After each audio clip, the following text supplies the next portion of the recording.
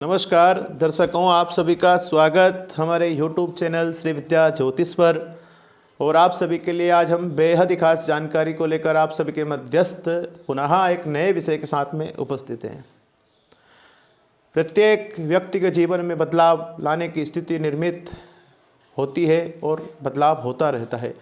प्रत्येक व्यक्ति के मन में एक कामना होती है कि जहाँ है उससे आगे बढ़ने का प्रयास किया जाए, और जीवन में अगर कहीं ना कहीं असफलता की स्थिति बनी हुई है तो उसे दूर करके सफलता प्राप्त करने की स्थिति में हमें जाना बेहद ज़रूरी होता है। जिस जीव का इस पृथ्वी पे जन्म हुआ है वह चाहता है कि मुझे कुछ ना कुछ जीवन में करना चाहिए जिससे मेरे जीवन की उन्नति हो, मेरे परिवार की उन्नति हो और मुझे इस जीवन का महत्व समझ में आ सके और मैं अपने जीवन में सफल व्यक्ति बन सकूं। प्रत्येक व्यक्ति की यह कामना होती है। दर्शकों, यह बेहद ही खास जानकारी आप सभी को हम यहाँ से देने वाले हैं। विशेषतः वृषभ राशि का जो जनवरी माह का जो फल है, कितने प्रतिशत शुभता को दर्शाता है, कितने प्रतिशत अशुभता को दर्शाता है। जनवरी माह में ग्रह गोचरी विभाग कितने प्रतिशत उनके लिए शुभता को लेकर नए वर्ष का संचरण प्रारंभ होता है। दर्शकों, वृषभ राशि वाले जातकों के लिए सूर्य ग्रह का गोचर 14 जनवरी तक अष्टम भाव में रहेगा। सूर्य ग्रह सबसे अधिक प्रभावशाली ग्रह माने जाते हैं, और किसी भी राशि का अगर मासिक फल का कथन करना है आपको तो सूर्य ग्रह की स्थिति देखना बेहद जरूरी होगा। दर्शकों, सूर्य ग्रह 15 जनवरी को वृषभ राशि वाले जातकों की जन्म पत्रिका के आधार पर गोचर गृह स्थिति के अनुसार धनु राशि में गोचर करेंगे तो उनके भाग्य स्थान में यहाँ से वह धनु राशि से गोचर करते हुए मकर राशि में गोचर करेंगे तो उनके भाग्य स्थान में हो जाएंगे। ऐसे में भाग्य की उन्नति होना तय होगी। 15 जनवरी तक की स्थिति में सूर्य ग्रह वृषभ राशि वाले जातकों की जन्म पत्रिका के आधार पर बहुत शुभता को नहीं दर्शाता है। उन्हें इस समय काल में सूर्य ग्रह की आराधना करना बेहद जरूरी होगा। भगवान सूर्य नारायण को प्रतिदिन अर्घ्य प्रदान करें जिससे आपके जीवन की उन्नति होगी। दर्शकों, एक बात और हम विशेषता बता देना चाहते हैं। 12 अप्रैल 2022 तक का समय काल वह है आपके लिए जो संघर्षमय हो सकता है। राहु आपकी जन्म पत्रिका के आधार पर लग्न भाव में विराजमान है और केतु ग्रह सप्तम स्थान में विराजमान है। व्यापारिक स्थिति के अनुसार, स्वास्थ्य के अनुसार मतभेद की स्थिति उत्पन्न हो सकती है। साझेदारी से जुड़े हुए कार्य प्रभावित हो सकते हैं। धन खर्च अधिक हो सकता है। दाम्पत्य जीवन में कष्ट की स्थिति निर्मित हो सकती है। इस समय काल में आपको राहु केतु की आराधना करना बेहद जरूरी होगा।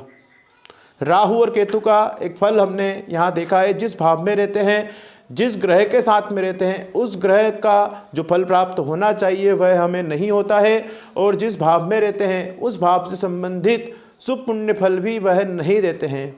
आपकी जन्म पत्रिका में लग्न भाव में विराजमान है। ऐसी स्थिति में आपके स्वास्थ्य को परेशानी आ सकती है। आपके मन में भ्रम की स्थिति उत्पन्न हो सकती है।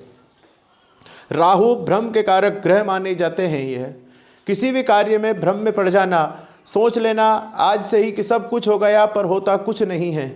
कई प्रकार के भ्रम उत्पन्न हो सकते हैं।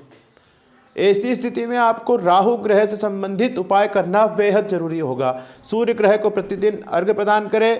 राहु और केतु के लिए आप भगवान सूर्य नारायण को जल भी अर्पण कर सकते हैं। तिल उस जल में हो जिस जल को आप सूर्य नारायण भगवान को अर्पण करें। ऐसा करने से राहु भी आपकी जन्म पत्रिका में शुभ स्थिति को जाते हुए शुभ फल प्रदान करेंगे और आपके जीवन में राहु ग्रह से संबंधित परेशानियों में कमी देखने को मिलेगी।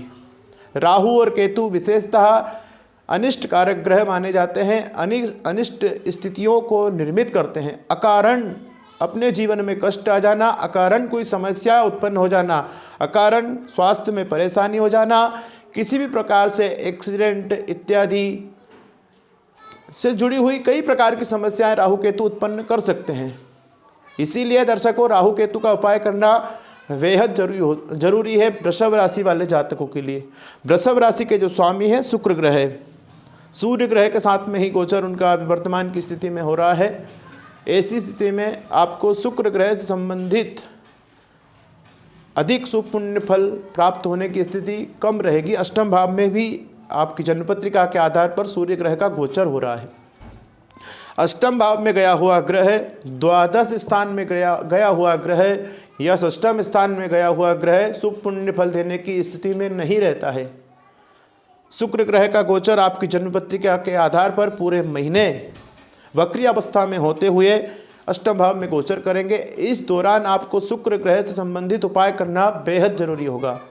किसी भी व्यक्ति को भोजन कराए और श्वेत सफ़ेद वस्तुओं का दान करना भी आपके लिए बेहद लाभदायक और शुभ पुण्य फल देने वाला हो सकता है। शनि, राहु, केतु यह ग्रह ऐसे ग्रह हैं जब हमारा जीवन अच्छा चल रहा होता है, जब कहीं ना कहीं ये आते हैं और जीवन में परेशानियां उत्पन्न कर चले जाते हैं। ज्योतिष का माध्यम होता है, ज्योतिष के माध्यम से कुछ उपाय करके अपने जीवन में अनिष्ट ग्रहों का निवारण हो सके। शुक्र ग्रह के उपाय के लिए आप विशेषतः शुक्र ग्रह का उपाय करें, शुक्रवार का उपास करें, ग्रह शांति का हवन करें, शुक्र ग्रह के दान करें। सूर्य ग्रह का भी आप जनवरी माह में कुछ नया कर सकते हैं। राहु केतु के लिए आपको हम पहले ही बता चुके हैं, राहु लग्न भाव में है, भ्रम की स्थिति उत्पन्न करा सकते हैं। विशेषतः भगवान सूर्य नारायण को आप अर्घ्य प्रदान करें। उस अर्घ्य के दौरान उस कलश में आप तिल और उड़द डालकर सूर्य नारायण भगवान को चढ़ाएं, जिससे राहु केतु भी शांत होंगे और आपको शुभ पुण्य फल प्राप्त होगा। दर्शकों, मंगल ग्रह वृषभ राशि वाले जातकों के लिए वर्तमान की स्थिति में बेहद शुभ पुण्य फल देने की स्थिति में है। भूमि, भवन, वाहन से जुड़े हुए कोई कार्य अगर आपके हैं तो निश्चित रूप से होने की स्थिति है। सरकारी कार्य में अगर आप सफलता प्राप्त करना चाहते हैं तो 16 जनवरी तक का समय आपके लिए अति श्रेष्ठ साबित हो सकता है। दर्शकों, संक्षिप्त रूप में वृषभ राशि का जो मासिक फल है आप सभी के सन्मुख हमने वर्णन करा।